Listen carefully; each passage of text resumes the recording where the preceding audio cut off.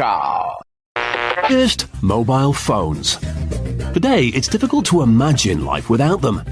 We don't just use them to make calls, but to send texts and emails, and even to take snapshots.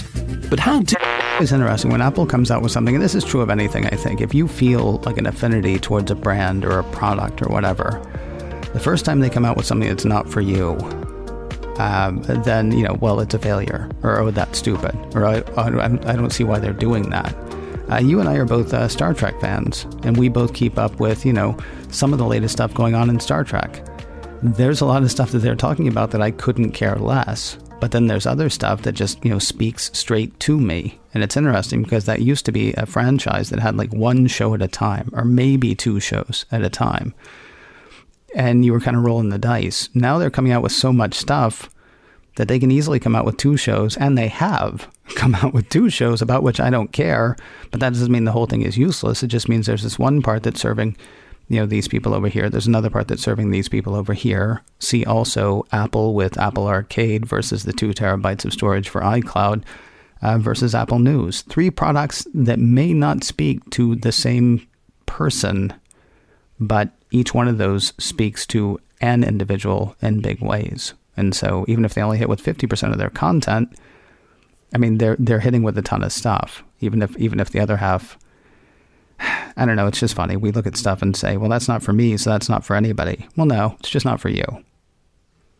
Well, I think you just summed up Apple TV in a couple sentences. Oh, okay. There's some things on there that are absolutely for me. Yeah. And there's some things that I couldn't care less about. But I'd like to think I'm smart enough from a business standpoint to know that I wouldn't expect everything to be for me. Yeah. Because then it would be a pretty narrow audience.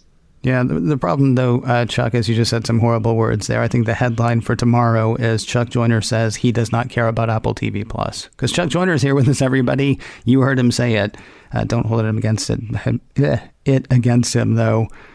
See, I'm trying to start trouble, and then I end up just tripping over myself. I apologize, Chuck. I shouldn't have done that. Yeah. The headline tomorrow is Ken Ray sells out Chuck Joyner. So... kind of with yesterday's conversation, now that I think about it, and I wasn't really thinking about this when I put it together. Yesterday, we talked about Apple's services, specifically the ones that you rent, specifically the ones that you, that you pay for monthly, the subscription services. There's an idea that seems to be gaining a bit of traction, which is Apple hardware as a service, which is like, renting what you want from Apple from now on. The thing that brought it up for me most recently was there was a thing written by Piper Jaffray, not Piper Jaffray anymore. It's Piper Sandler now. He's not with them. Gene Munster, who now works for Loop Ventures, thinks that what Apple should do and what Apple will do is offer a subscription bundle that gets you everything. That gets you all of the services, and that gets you the hardware that you want as well. And that could include the watch, the computer, an iPad, an iPhone. I know Virgin Media, I think it is. Or not Virgin Media, although it was Virgin Media that put out the press release. But Virgin in the UK is offering one of those services right now. You get all of that hardware for one price that Virgin is renting to you, not Apple. But they must have Apple's blessing if they're going to do that. I'm curious what your thoughts are on the on hardware as a service. I think it's a great idea. And I think it's a great idea because Apple has such a strong interlocked ecosystem of devices. And this just would seem to be a very logical thing. Right now, yeah, you can get financing for a couple of years or 0% financing as we speak, I think, for some things. But the idea of just being able to say, I want to be in the Apple ecosystem and I want it all. And so what's my price tag? My perception, and of course we have no idea because it's not a thing yet, right. But what would that price tag look like? And I can ask a dozen questions about it. Is there going to be a student package? Is there going to be a pro package? Is there going to be an average user package? How often would my Mac get refreshed? What do I have a choice of which Macs, and does that affect the pricing? There would be a lot of different problems to it, but for so many people, I think this would solve the whole issue. And students would be a perfect example, because now they can have an iPad, a watch, a phone, automatically. Just, okay, one price, instead of having to worry about what the kid's going to get or what they want. Here's the whole package, and it's from a company that age group, that demographic seems to respect. So works for me. Who do you think runs it? As I said before, Virgin actually is doing it over in the UK. Is this something that the carriers would offer? Because, of course, actually, I take it back. I was going to say, because, of course, then they want to sell services on top of that. But that's not true. The bundle that Virgin is doing does also come with data and calls. I don't know if that's data for your computer or if that's data just for your phone, although I would assume you could tether your phone to your computer. So I guess it's data for everything. Is this a thing that you would see Apple offering? Is this a thing that you would see the carriers offering? Is this a thing that you would see them both offering? I would think that, theoretically, the carriers could offer it now if they wanted to. They just have to manage it. I would think Apple would want to, just because Apple likes to control everything. And I would probably feel a little more comfortable with Apple offering it because of all the privacy issues with the hardware and with, what I'm buying, what I'm spending, and who knows about it. With Apple, my guess would be that it's going to be Apple that knows about it. With some of the carriers, not so sure. Who would they be inviting in to say, oh, by the way, since you are a subscriber to this package, we think you should add this to this package. You should add Netflix to this package. You should add Disney Plus to this package. And it's like, no, that's not the way you want to go.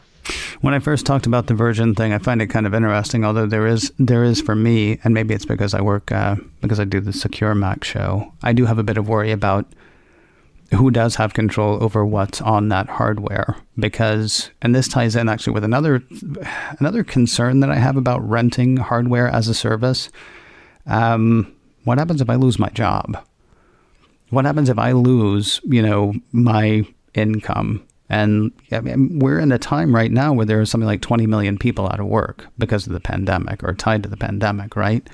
That's not going to be a normal day, but in normal times, you can fall on hard times and you can lose your gig. And if you don't have enough in savings, do you suddenly also now not have a way to keep looking for jobs because your phone, it turns out, is not your phone and they're going to need that back? Now, the security side of that is, my assumption is, that Virgin knows that I might, sort of shirk my bill, and they're going to want to be able to find my phone so they can take their phone back from me. And so I worry about the security side of it there, as far as, tracking and spyware and stuff like that might have come pre-installed on this device because it's not mine. But then the other thing I worry about is the fact that it's not mine. If I miss a couple of payments, do I now lose my ability to keep looking for a job online because I don't actually have a computer. I had a computer until I couldn't pay for that computer month to month. Absolutely legitimate concern. But I might submit to you that same thing could happen right now with you having owned your phone. And if you can't keep up your cellular bill, they're going to whack your service probably faster than Apple would whack your service. That's true. But you can always go to the corner bodega. You can go to a number of places and buy something, that's going to get me back online. I can take my phone to Boost or Parrot Cellular or Mint Mobile or someplace else that doesn't charge as much as Verizon or AT&T or T-Mobile at this point. There's always, if I own the hardware, there are ways to find service. I can even go to the library and, or stand outside a Starbucks and hop onto their Wi-Fi and use my phone, that way to look stuff up. I've still got the physical thing, is my point. And I don't think it even bears discussion that this would not be the only way to get your hands on an iPhone, an iPad, True. A Mac. If that is a major concern of yours, then maybe that's the direction you want to go. You want to go the ownership route. I think we've seen plenty of evidence that people rebel against certain subscription type services, especially software. Mm-hmm. And so is this one that they would embrace? So much just depends, I think, on the terms and what I'm getting for what I'm paying. What kind of a commitment do I have? How often can I refresh? I'm not sure if you are, but I'm on the Apple iPhone upgrade program. So if I choose to, I can get a new phone every year. And so far, every year I have chosen to do so. Now, if sooner or later the bill comes due at the end, because sooner or later I'm going to have to pay that off, or just go for a year or two without getting a new phone. And then, my loan will be paid off. But right now it's an interest-free loan. So I sort of have that hardware subscription thing going there. It's just that they really don't. They talk about it as an upgrade program, not as a subscription. And do I own my phone? Do you? I don't know. I guess not. I guess just like if you have a loan on your house, the bank technically owns it. So if I stop making my payments, the bank comes in and says, "Hey, foreclose." So could Apple foreclose on my phone if I stop making the payments? At the very least, they could. Maybe already they could turn it off.